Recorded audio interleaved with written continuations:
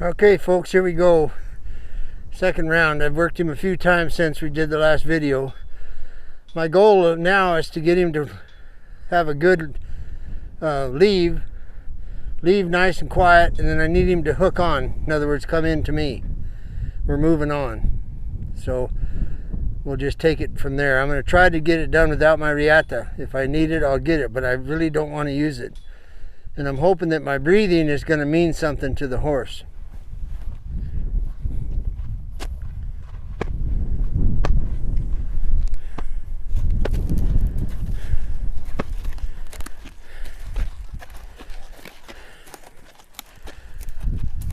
I got the left ear. And see, he wants in because I've been working on that. Well, that's called separation. I'm having to drive him and stay with him right now. When he gets across from Deb there, I'm going to go ahead and ask him. The height of the skull has changed and the speed. As he makes it, I just back up. And I kind of keep an eye on the steps.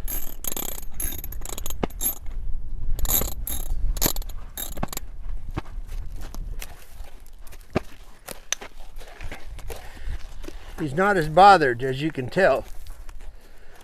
I'm going to try to do it from more distance without him dying on me. This is separation. He's got to learn that when I ask, I'll ask. You got to follow my breathing and my energy, horse. My energy's up. I'm going to take him 3/4 of the way around this time. Then I'll exhale nice and deep, drop my shoulders, and step towards the eye. I'm behind the eye driving him right now. And ask. Back up, take the pressure off. Okay, now, here's the part that I think I want to share with you. Is that now we have a gentle horse. And there's two kinds of horses. There's gentle and dull and gentle and handy. What you're witnessing now is a brace. He needs to come to me. Now he's calmed down enough and he's fine. And he's like, I ain't coming in. So I got to explain to him that he needs to come in. So you'll see me contradict myself. I'm going to offer one more time. Leave, energy. This is the left side. Leaving, leg, spur, whatever you want to call it. Asking, backing.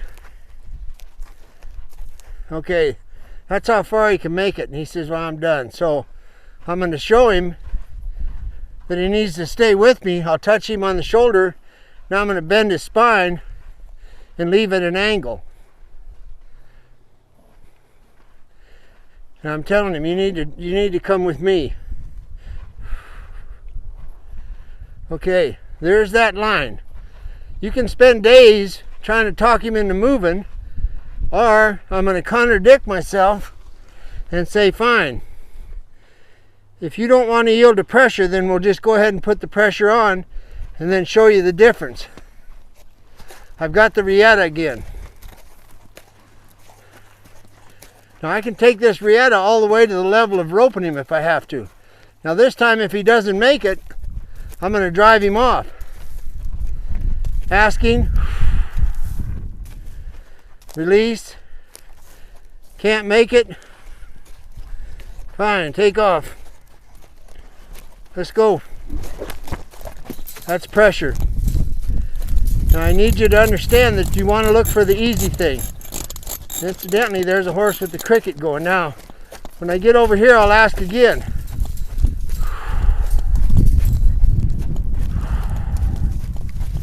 You're fine, horse.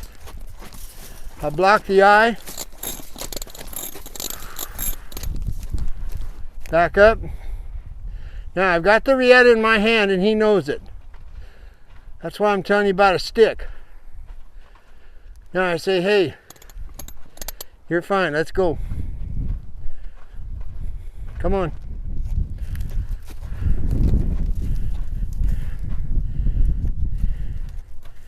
You're fine, let's go. Stay with me.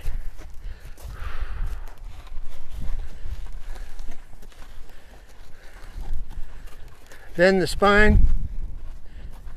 Pressure. Pressure. Left front foot. Pressure. There. Release. Once again. You can join me. Let's go. Can't make it? Not a problem. And I guess the point of the lesson today is don't spend days trying to get them to untrack. If something ain't working, do something different.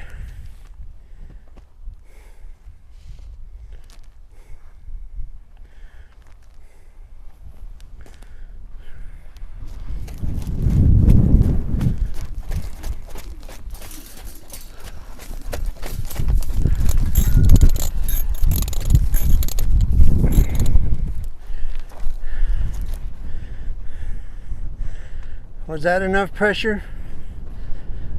I'm telling you, horse, you'll be fine. Let's go.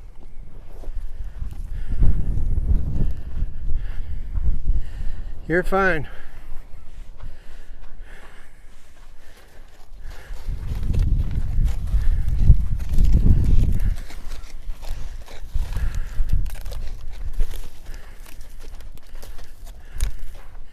Just stay with me. That's a good try. Now we've got the other eye. Good. He's on. Left eye.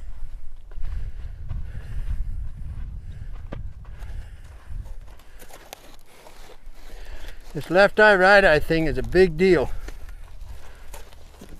There. I can even see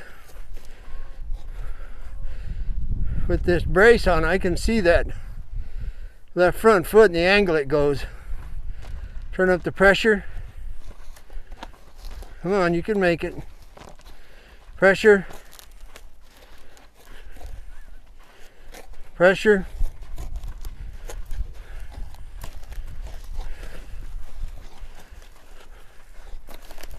Good. Right eye.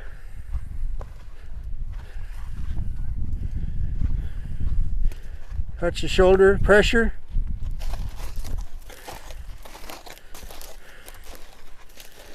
You're fine. Okay. Now that's a start. There again, think about when this started. I do this in increments. Okay, so now I've got the right eye and the left eye. And I've got the horse curious. So now it's time to leave. This is separation. My hand's up high so you can leave. Now I'm going to push on the left eye. Then I'm going to take the pressure off and turn the horse. Now I'm going to push on the left eye and send it the other way. Now breathe its head down.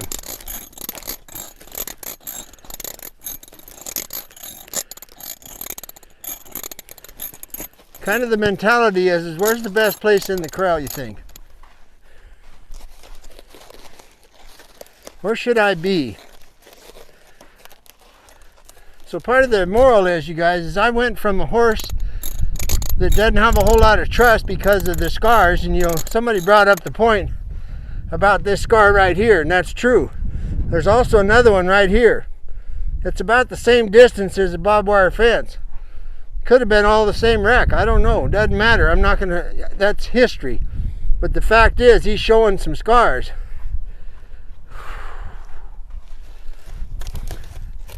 Now, the important part to remember is when I get ready to execute a move, I exhale. For me personally, to get a horse to slide stop at a walk, I do it with an exhale. I don't say any words. I'll show you later on in Chinaco. But now this horse needs to stay with me. If you don't want to stay with me, horse, it's going to be pressure. Okay. So now you have the fair leader syndrome. Okay, that's as far as it goes tonight. I'm going to be switching eyes on him next time. And that's what I'll be working on this week. And just so you know, because I don't have like 5 bay horses, about 10 minutes is about the amount of time I spend working on him. And once again, because I have the opportunity, I'm going to take the time to teach the groundwork thing. He's already been rode 1,000,000 miles. That's a given. I just want to show how you can read a horse and get this horse to relax and want to be with me. So when he wants to be with me, he'll roll that cricket standing here because he doesn't feel any pressure. I can take the pressure off. Now you notice I'm in front of his eye. That's why he's not going forward. Now I'll get behind his eye. That's why he's moving. So and for those of you that punch cows, you already know all this. Anybody that's worked cattle knows that you got to be able to be in that zone, they call it in town, where they'll move or they won't move.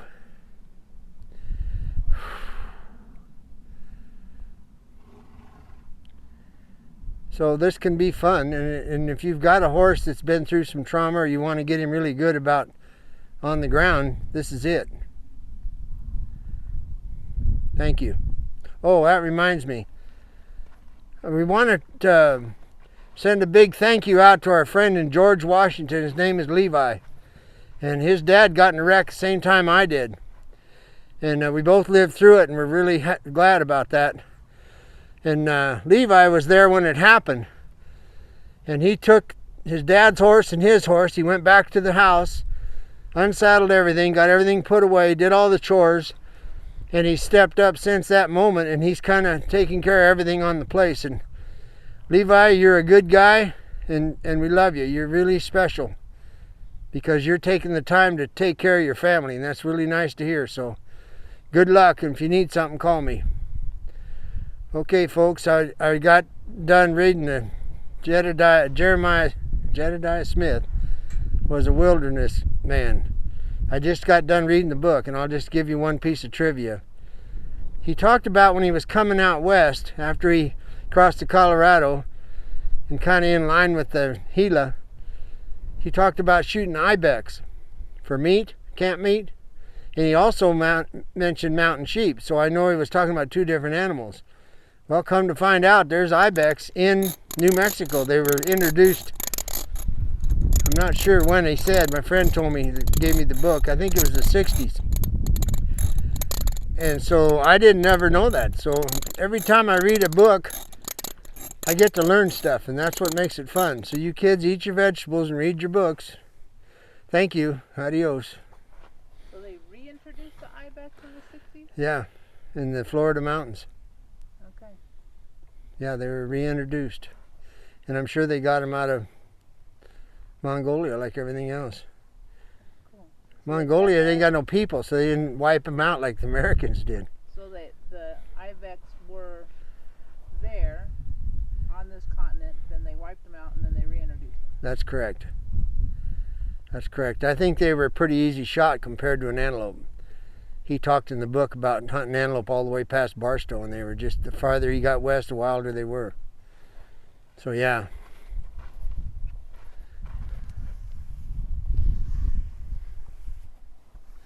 It's interesting because he's like, as long as you don't put a lot of pressure, he's willing to give you just so much.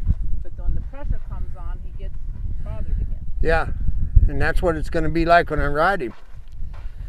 So I'm going to try to get some of that taken care of before I throw a leg over. He'll automatically think it's going to be a race, or I've got to protect my mouth or whatever. Then I just got to be patient, help him connect the dots again, because he's a nice horse. You'll be fine. You want to turn this head so I can get a shot of the mice on his bridle? There's my bride's wonderful sound system on his headstall. Is there anything you'd like to share? I should have called him Mr. Ed. You kids ask your grandpa about that. Put that in the truck, will you? Alrighty. Alright. I'll give you the bridle. That's a wrap. I'll give you this whole thing.